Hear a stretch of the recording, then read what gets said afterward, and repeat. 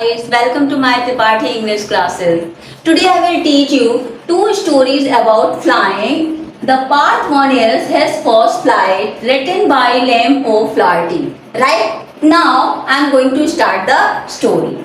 This story is related with the little bird seagull. ये कहानी I will explain in Hindi. Right मैं हिंदी में पूरा आपको एक्सप्लेन करूंगी ताकि अच्छे से आ जाए. राइट तो ये कहानी जो है एक छोटे से पक्षी सीगल से रिलेटेड है जो कि अपने मम्मी पापा, अपने पेरेंट्स और सिबलिंग्स मतलब अपने भाई बहन के साथ समुद्र के किनारे रहता है.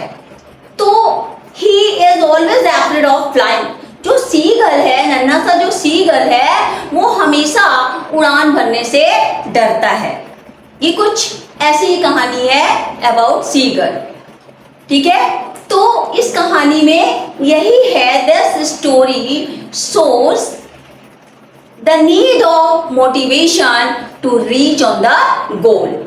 इस कहानी का ये मॉरल है कि एक मोटिवेशन देता है क्लाइमैक्स पे, मीन्स अपने गोल को प्राप्त करने के लिए सीगल को एग्जाम्पल बना के.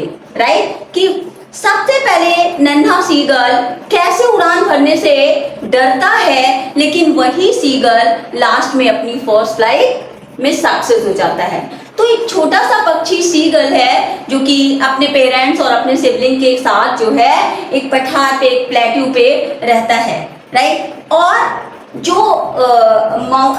पठार है, जो चट्टाने हैं, उसमें आप देखे होंगे कि जो बड़े बड़े चट्टान होते हैं उनमें क्या होता है, पहाड़ नुकीले निकले होते हैं, तो उसी को हम लेज कहते हैं. और उसके नीचे होल होता है, तो पक्षी जा करके धूप से और बरसात से, जाड़े से बचने के लिए उसमें जा करके रहते हैं. राइट तो नन्हा सा सीगल जो है वो उसी लेज पे बैठा हुआ है और वहां से बैठ करके अपने मम्मी पापा को समुद्र के ऊपर, जो कि बहुत लंबा चौड़ा है, ठीक है, बहुत लंबा चौड़ा, उसकी ब्रेथ बहुत ज़्यादा है और उसके एक्सपेंसेस ज़्यादा हैं, तो उस समुद्र के ऊपर अपने भाई बहनों को उड़ते हुए, कि कैसे उसके माँ बाप उस पर उड़ते हैं, उसके ऊपर उड़ान करते हैं और कैसे उसके भाई बहनों को कैसे सिखाते हैं कि उड़ान किस तरह से भरा जाता है, वो हमेशा वॉच करता है.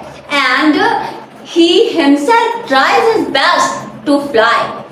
वो भी प्रयास करता है, ऐसा नहीं कि वो प्रयास नहीं करता है, लेकिन वो डरता है. After seeing the expanse of the sea की जो लंबाई चौड़ाई, जो गहराई है, उसको देखने के बाद वो डर जाता है. वो भी लेज से उतर करके अपने पंखों को फड़फड़ाता है और समुद्र के किनारे तक जाता है और फिर वहां से डर के वापस वहीं लेज पे आके बैठ जाता है. जब बार बार वो ऐसा करता है तो उसके भाई बहन उसको उत्साहित करते हैं. His sibling encourage him, उसको उत्साहित करते हैं to have a fly, उड़ान भरने के लिए उसको उत्साहित करते हैं कि try your best, you can, कि तुम कर सकते हो. फिर वो अपने पंखों को फड़फड़ाता है, लेकिन जैसे ही वहां किनारे पहुंचता है वो गिर जाता है और वापस आ जाता है. उसकी मम्मा, उसके पापा, वो लोग भी उसको सिखाते हैं कि कैसे उड़ान भरते हैं, उसको अपने साथ ले जाते हैं और वो उड़ करके दूसरे तरफ चले जाते हैं, उसके भाई बहन और उसके पेरेंट्स. लेकिन ये फिर थोड़ी दूर जा करके वापस आ जाता है. अपनी भाषा में उसके पेरेंट्स गा गा गा, चिड़ियों की भाषा आप जानते ही हैं, तो अपनी भाषा में वो लोग भी बात करते हैं, जैसे हम ह्यूमन बींग्स बात करते हैं, वैसे पशु पक्षी भी अपनी लैंग्वेज में बात करते हैं. तो जो उसके पेरेंट्स होते हैं, उसकी माँ जो होती है, अपनी लैंग्वेज में गा गा को कह के वो उसको कहती है कि उड़ो, उड़ान भरो, तुम कर सकते हो. लेकिन he is afraid of flying, वो डरता है. सो that's why his mother Scholz, उसको डांटती है, कहती है यू आर कावर्ड, तुम कायर हो, कभी नहीं उड़ सकते. यू कैन नेवर फ्लाई, कभी भी उड़ नहीं सकते. Now I will not give you food, you will be hungry. अब मैं तुम्हें कोई भोजन नहीं दूंगी और तुम अब भूखो मरोगे. अगर तुमको उड़ान भरने से डर लगता है, कि वो डरता है, कि वो क्यों डरता है,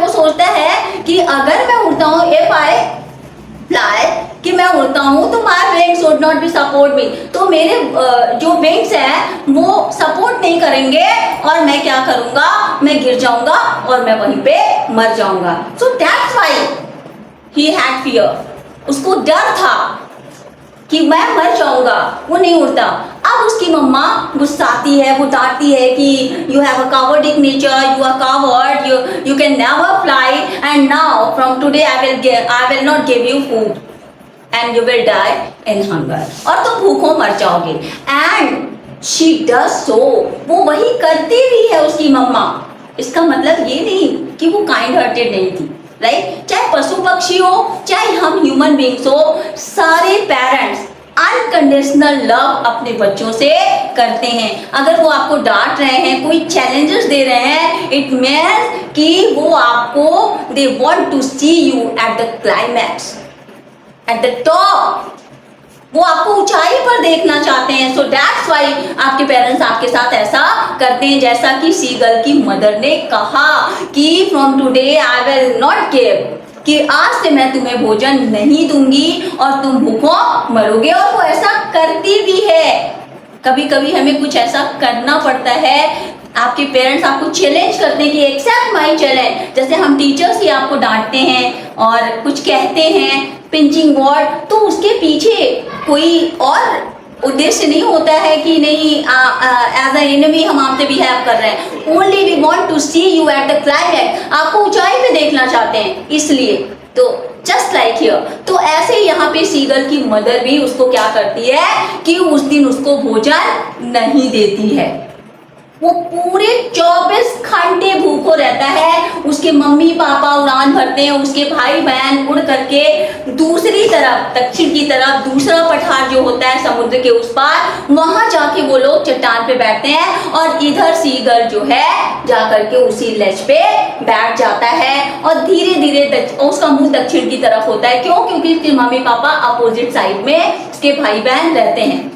वो वापस आता है, माँ चली जाती है उसको टॉर्चर करके, उसको डांट करके, भाई बहन भी डांटते हैं, सब अपने भाषा में उसको बहुत कुछ कहते हैं। सीगल वापस आता है और अपने लैश पे बैठता है। आपने देखा होगा कि पक्षी जब बारिश होता है या शाम के समय या कहीं बैठते हैं तो अपनी पूरी बॉडी को पंखों से ढक लेते हैं, यानी पंख जो विंग्स होते हैं उनके क्या होते हैं, एक तरह से शील्ड होते हैं, वो बारिश से, धूप से उनको क्या करते हैं, बचाते हैं। तो सीगल वापस आता है, वहीं लेज पे जो लेज होता है उसी पे वहां पे बैठता है और अपनी बॉडी को, अपने चोंच को, अपने आँख को अपने पंखों से ढक लेता है। लेकिन वो तिरछी नजर से वो अपने पेरेंट्स को, अपने सिबलिंग्स को देखता है और बहाना बनाता है कि वो उनको नहीं देख रहा है, राइट? अब वो इतना भूखा है कि इन मैडम वो पागल, मतलब अब पागल हो चुका था। 24 घंटे से वो उसने कुछ खाया नहीं था। क्यों? क्योंकि माँ ने कुछ दिया नहीं था और उसके अंदर उड़ान भरने की शक्ति भी नहीं, उसको आता भी नहीं था उड़ान भरने, और माँ ने कहा मैं तुमको कुछ दूंगी नहीं। तो 24 घंटे पूरे दिन रात वो भूखो रहा। फिर नेक्स्ट डे उसकी माँ आती है और अपने हाथ में एक फिश, उसने ये भी देखा कि कैसे माँ वो फिश को पकड़ करके उड़ान कैसे भरा जाता है और समुद्र में कैसे फिर डाइव मारते हैं और डाइव मार के शिकार पकड़ के ऊपर उड़ते हैं। ये सारी चीजें वो अपने भाई बहन को करते हुए देखा था, राइट? अब तो वो भूखा था। अब उसकी मम्मा जो है एक फिश लेती है चोंच में, और जो उसके माँ बाप भाई बहन जो खाए रहते हैं, जो रिफ्यूजल बचा रहता है उसी को तोड़ करके वो खाता है, गिराता है, लेकिन उससे पेट भरेगा। रिफ्यूजल कोई खाता है, रिफ्यूजल मतलब जो चीजें यूज की ना हो। तो वो क्या था, मतलब उसने सोचा, he was at the edge of starvation, वो भूखमरी का शिकार था। वो जान रहा था कि अब तो दोनों तरफ से मरना है, राइट? तो अब उसकी माँ आती है और उसके ऊपर एक फिश लेकर के उड़ान भरती है, राइट? अब वो जैसे ही फिश को देखता है तो चूंकि अब वो पागल हो गया था भूख से, तो कहीं ना कहीं उसके दिमाग में यही आ रहा होगा कि मरना तो दोनों तरफ से है, या तो भूखों मरूंगा, भाई भूख से भी मर जाऊंगा, या तो उड़ान भरूंगा, गिरूंगा, तब भी मर जाऊंगा। If my wings would not support, अगर मेरे पंख जो है सपोर्ट नहीं करेंगे। तो दोनों तरह से मौत दिख रही है, तो क्यों नहीं एक बार ट्राई किया जाए। तो जब उसकी मदर उसके ऊपर से गोल गोल घूमती है, राउंड करती है फिश को लेके, तो उसको क्या दिखता है, फूड दिखता है। और वो इतना मैडन हो चुका था, पागल, कहावत है मरता क्या न करता, उसको इतना भूख लगा था कि उसने अपने पंखों को फैलाया and he feels the cut off the year, मतलब हवा के कटाव को, यानी हवा जो पंखों के नीचे काट, एक जो नेचुरल प्रोसेस होता है पक्षियों का उड़ने का, हवा जो है उसके पंखों से होकर के आती है, जो कि उसमें उड़ान भरने की शक्ति देती है। तो वो फील करता है कि मेरे पंखों को कोई ऐसे काट रहा है, वो क्या था, हवा। फिर उसने अपने पंखों को फैलाया और हवा की दिशा में फिर वो क्या करता है, उड़ता है, थोड़ा सा ऊपर उड़ता है। फिर वो एक नेचुरल प्रोसेस आ जाता है।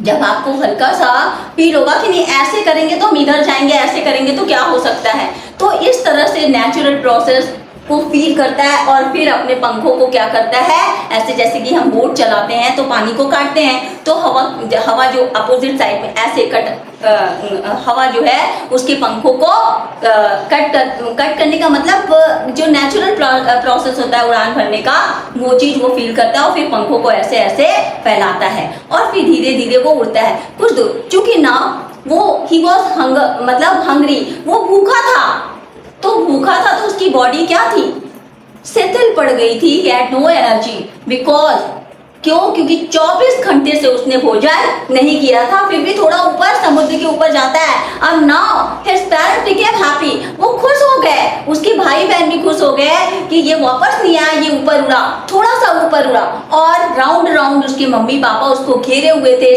सपोर्ट कर रहे थे और फिश को लेकर के ऐसे ऐसे घुमा रहे थे। और वो फिश को देख के ही, क्यों, क्योंकि वो भूखा था और भाई बहन भी बगल से गुजर रहे थे। क्यों, क्योंकि अगर कोई इंसिडेंट होता है यानी खतरा होता है तो हम इसको क्या कर लेंगे, बचा लेंगे, राइट। अब उड़ान भरता है और फिर क्या होता है कि क्योंकि वो फेंटेड थी बॉडी उसकी, बिल्कुल उसको शक्ति नहीं था, एनर्जेटिक नहीं था। क्यों, क्योंकि 24 घंटे से वो भूखा था, कुछ खाया नहीं था। तो अचानक से वो नीचे गिरा, मतलब ज्यादा ऊपर नहीं हो पाया, फिर नीचे आ गया और उसने फील किया कि उसकी बॉडी क्या हो रही है, समुद्र की सतह यानी पानी को टच कर रहा है। फिर उसके मम्मी पापा घेर लेते हैं और देखता है कि अब तो माँ जो है शिकार लेके नीचे आ गई। फिर वो बॉडी को जब समुद्र का पानी टच करता है तो वो भी फील करता है, लेकिन वो फीलिंग जो फियर की थी वो सारी चीजें वो नहीं आती है। क्यों, क्योंकि उसको तो शिकार दिख रहा था, वो सारी चीजें वो भूल गया था। बॉडी को पानी से टच करता हुआ भी फील करता है और जैसे ही देखता है फिर वो कट करता है अपने पंखों को और ऊपर उड़ान भरता है इन दिस वे। इस तरह से वो फिर फर्स्ट फ्लाइट अपनी हासिल कर लेता है, मीन्स उसकी फर्स्ट फ्लाइट पूरी हो जाती है, वो सफल हो जाता है। Now this story has been completed. और इस स्टोरी से यही शिक्षा मिलती है कि कैसे हमें ऑप्टिमिस्टिक एटीट्यूड रखना चाहिए, होपलेस नहीं होना चाहिए।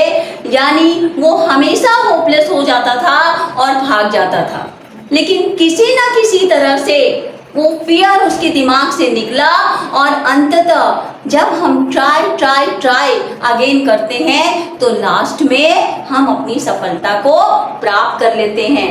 तो राइटर का इस स्टोरी से सिखाने का रीडर को उद्देश्य यही है कि कभी भी we should not be hopeless, हमें कभी भी होपलेस नहीं होना चाहिए।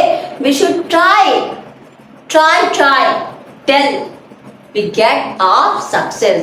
जब तक कि हम अपनी सफलता को प्राप्त नहीं कर लेते तब तक हमें क्या करना चाहिए, हमें ट्राई करना चाहिए। एट लास्ट हम क्या होंगे, सफल हो जाएंगे, जैसे कि सीगल अपने फर्स्ट फ्लाइट में सफल हो गया।